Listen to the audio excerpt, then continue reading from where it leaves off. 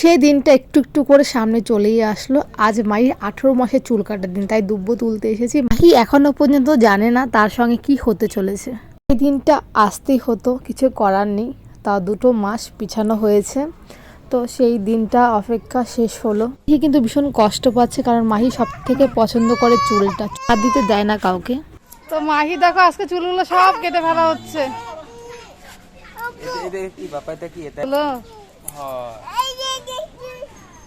বুঝতেই পারছো কতটা কষ্ট পাচ্ছে।